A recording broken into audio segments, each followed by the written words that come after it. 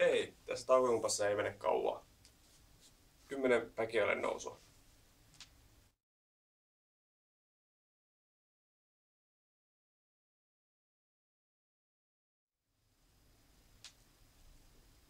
Tässä aktivoidaan pohjelihasta, pumpataan verta sinne samalla.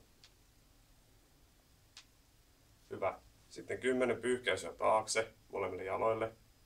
Saadaan niin aktivoitua pakaralihasta.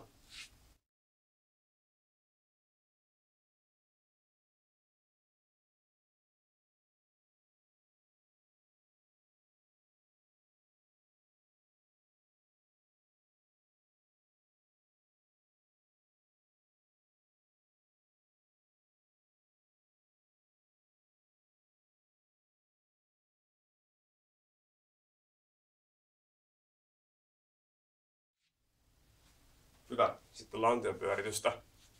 Tehdään 5 kierrosta per suunta. Saadaan selkään vähän liikettä, ettei se jumiudu tuossa niin istuessa koko aikaa.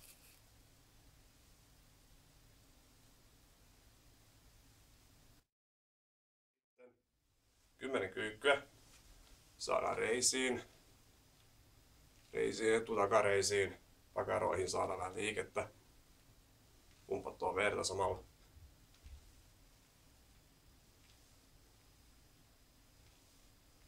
Hyvä. Sitten viimeiseksi selärullaus. Eli tavoitellaan rauhassa, kädet, sormet koskettaa varpaisiin. Sitten lopuksi voi tehdä vielä pienen seläojennuksen.